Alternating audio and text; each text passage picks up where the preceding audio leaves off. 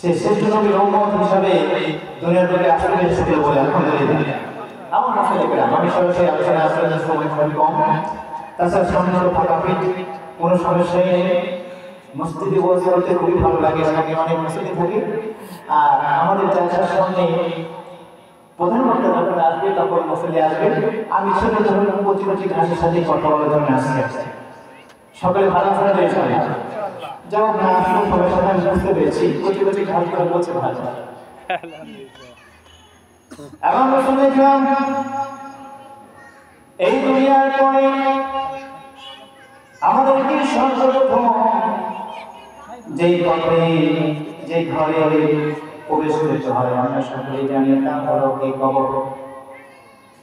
এই কবরের জগতের পরে কিয়ামতের ময়দানে আমাদেরকে সবাইকে উঠতে হবে কিনা বলেন? বিচারের জন্য বান্দা তার বান্দাদেরকে হুঁশিয়ারি দিয়ে বলছেন, শোনো, কিয়ামতের ময়দানে যখন বিচার কার্য শুরু হয়ে যাবে সেই দিন কারো কোনো রক্ষা নাই। কোন ব্যক্তির কি এক চারা পরিমাণ গুনাহ করে থাকে এবং এক চারা পরিমাণ নেক করে থাকে, সেই দিন কথাগুলো সব শেষ করে দেওয়া হবে। যেমনি করে দুনিয়ার বুকে বান্দাগুলো স্মার্ট মোবাইল নিয়ে, ভিডিও মোবাইল নিয়ে সুন্দরভাবে সব কিছু দেখতে পারে, সকল ভিডিও করে স্পষ্টভাবে দেখতে পারে, তদ্রুপভাবে কোন বান্দা যখন দুনিয়ার বুকে কত গুনাহ করেছে, কত নেক কামাই করেছে, সবগুলো স্পষ্টভাবে এইচডি 5G ভিডিও ওটাই বন্ধ করে আলাদা আগে দেখিয়ে দেবেন। বান্দারে দেখ এই গুনাহটি করেছে, রাতের অন্ধকারে কি অন্যের বাড়িতে গিয়ে হামলা দিয়েছে, বয়ফ্রেন্ড গার্লফ্রেন্ডের কাছে এইভাবে হামলা দিয়েছে, পরকীয়া তৈরি করেছে, তদ্রুপভাবে অন্যের বিপদ দিয়েছে, অন্যের হক নষ্ট করেছে, ভাই ভাই রক্তাক্ত হয়েছে, জমির জন্য বনের অংশ দেয় নাই, সকল কিছু সেই দিন করে দেওয়া হবে না বলেন? সেই দিনকে ভয় করার জন্য আল্লাহ তাআলা বলছেন, ওয়ালিল্লাযীনা কাফারু বিরাব্বিহিম আযাবু জাহান্নাম ওয়া বি'সাল মাসীর।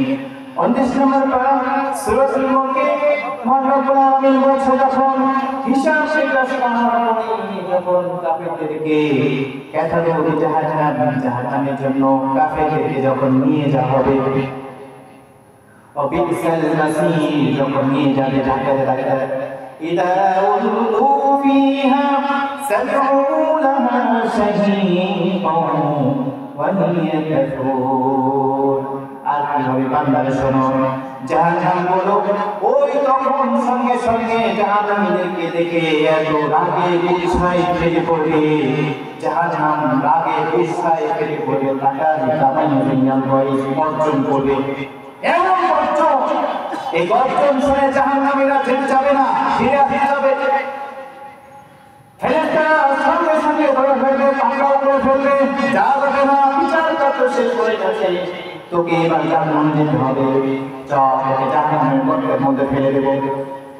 বিষ্ণু বলেন, তাদেরকে যখন জাহান্নামের গর্তের মধ্যে ফেলা হবে, কুল্লামা উলকিয়া ফিহা ফাওজুন সাআলাহুম খাযনাতুহা আলাম ইয়াতিকুম নাযীর। জাহান্নামের গর্তের মধ্যে পড়ার সঙ্গে সঙ্গে ফেরেশতারা জিজ্ঞাসা করবে, কুল্লামা উলকিয়া ফিহা ফাওজুন সাআলাহুম খাযনাতুহা, তাদেরকে বলা হবে, তোমাদের মাঝে কি কোনো নবী আসছে না?